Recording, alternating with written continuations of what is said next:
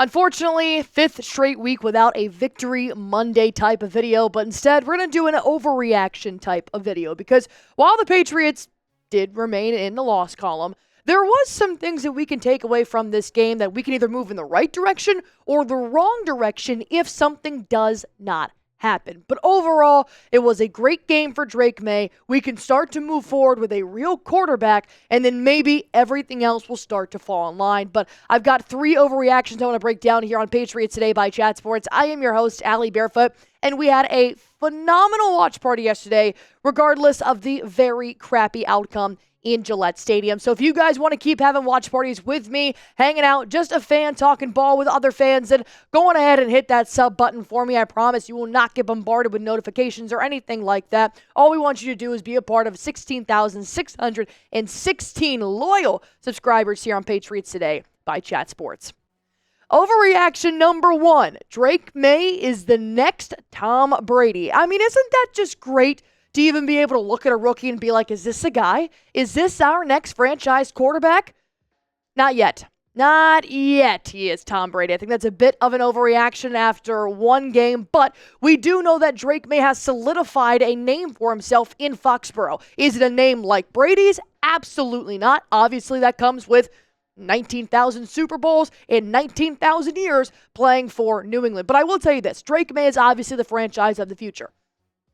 Drake Maye is obviously the future of the franchise. Welcome to Monday, everybody. Obviously, he is going to continue to be successful as the quarterback in New England if he keeps playing the way that he did in just one game yesterday. And while we lost by 20, it would have been by 60 if Jacoby Brissett was in the ballgame. I saw several things that really made me extremely excited. For the first time in 6 weeks, excited about New England Patriot football. When I was watching Drake Maye for 4 quarters, everything felt a little bit more seamless. I wasn't 100% focusing on how crappy the play calling was at sometimes. I wasn't completely just giving up in the first quarter just because the Houston Texans scored on their first drive. I knew Drake Maye was not going to give up.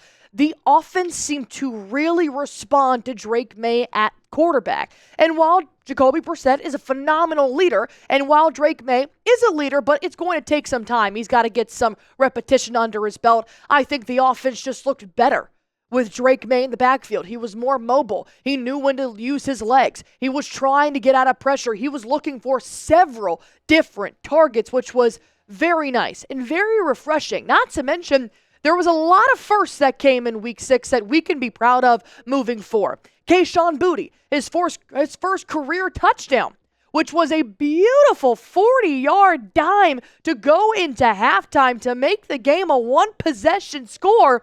From Drake Maye to Kayshon Boutte, just an absolute dime in the end zone. Hunter Henry, his first touchdown catch this season. Hunter Henry was one of your top receivers last year. You need to be finding him in the end zone. Not to mention, when you have a tight end as big as him, he needs to be a top target. And then Demario Douglas, we all love Pop here on this channel, and we're so glad that Pop finally got to see the end zone on a beautiful diving leap into the end zone to get 6 on the board.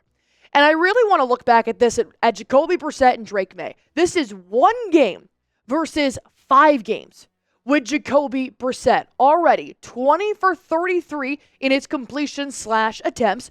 243 yards is a season high for the Patriots. Jacoby Brissett in 5 games didn't even tally 700 yards.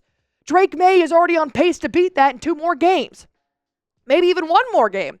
3 touchdowns in 1 game. Jacoby Brissett had 2 touchdowns in 5 games. They each pretty much had 1 interception. I know Drake Maye had 2, but that was kind of a helmet catch type of situation. Drake Maye gets shit done. And I am not discrediting Jacoby Brissett. We understand that he was in the pocket, he was in the backfield for those 5 games for a reason, for a plan. That plan has now officially finally executed, and we have a quarterback. I've got 2 more overreactions that I do want to talk about here in just a moment, but I have one question for you guys before I hop into that, is that who should be Drake Maye's top receiver? While we did see him use numerous receivers in just 1 game and obviously finding 3 different receivers in the end zone, I want you guys to answer this question. This will be the pinned comment under today's video, and hang tight for this quick sponsor because I do want to let you guys know who I think should be Drake Maye's top receiver. But I want to tell you guys about Game Time because, look, Patriots football, while they may not be in the win column right now, they look like a fun ball club to watch just to see Drake Maye. So if you guys really want to go see Drake Maye and just see him throw an absolute 50-yard, 60-yard dime into the end zone, well, go on ahead and use Game Time. Game Time is the #1 app that I use to get tickets to any sporting event, any concert show, comedy, or maybe even a concert. I most recently went and saw Zach Bryan at AT&T Stadium, thankfully not watching the Cowboys, but one of my favorite artists, and I got them from my boyfriend. When we got to the arena, he was like, Allie, these tickets are great, but these had to be extremely expensive because our seats are really nice. And I'm like, psych.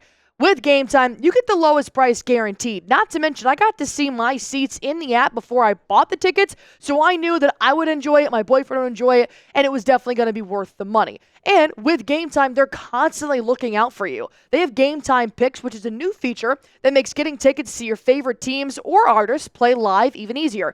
Game Time Picks filters out the fluff to show you only incredible deals on great seats, so you don't have to waste time searching through thousands of tickets, and you can get right to the actual purchase. Plus, with all-in pricing, they show the total up front. I'm not kidding. No surprise fees at checkouts. How nice does that sound? If you guys want to go ahead and get started, download the Game Time app, create an account, use code CHATSPORTS for $20 off your first purchase. Terms apply. Again, create an account, redeem code CHATSPORTS for $20 off. Download Game Time today. What time is it? It's game time. Overreaction #2, Demario Douglas is your wide receiver 1 for the New England Patriots so far this season. That is not an overreaction. Pop Douglas is and needs to be your top receiver. Obviously not the tallest of targets that Drake Maye can work with, but he's got sticky hands. He's very quick, and he can move the chains in 10-yard increments. If you're looking for a go route, if you're looking for a deep ball, you can start to look to Booty, to Henry, or maybe even Jaylen Pul. We'll talk about him in a moment, but Pop Douglas is going to move the chains. And I noticed something here that Jerod Mayo was starting to see the connection that Drake Maye and Douglas have that I have really enjoyed. Mayo says a team will consider using Demario Douglas in more 2 wide receiver sets after his career performance on Sunday, noting the receiver's ability to get open. That was one thing that pissed me off about Jacoby Brissett. So many plays, I would watch Demario Douglas pretty much waving his hands, asking for the ball because they're double-teaming Polk or they're double-teaming Henry. Demario Douglas does a fantastic job of getting off his man and to get open, and Drake Maye has the field vision to execute that. And so far, even though Jacoby Brissett didn't use Pop Douglas as much as I wanted him to, he is still the Patriots' top receiver. He was the second leading receiver last season. Demario Douglas was the top receiver last year for the Patriots as well. And so far through 6 games, 24 receptions. That needs to be over 30. It needs to already be over 30 for 245 yards. But then look at this. Your second top receiver, that's not a receiver, that's tight end. Your third top receiver, that's not a receiver, that's a running back. What are we doing? Demario Douglas is the clear-cut answer to being your wide receiver 1. And with only 1 touchdown and not even 30 receptions yet, it quite frankly pisses me off. And then, well, you're probably asking, well, Allie, why isn't Jaylen Polk wide receiver 1? Isn't this the whole strategy Elliott Wolf had?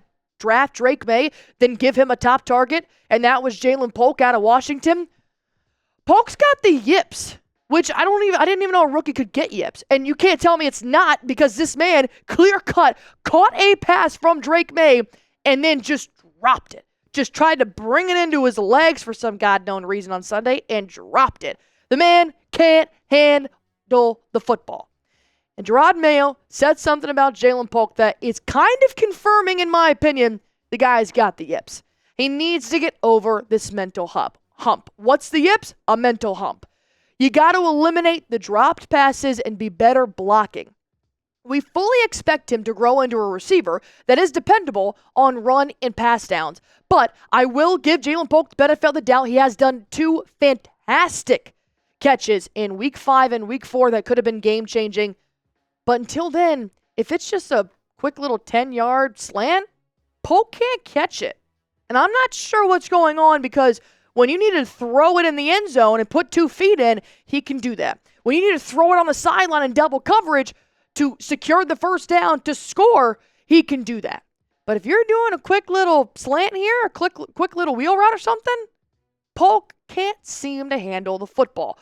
Do you guys think there's still time for Jaylen Pul to prove that he can be a top receiver on this team? Can he be wide receiver 1 this season?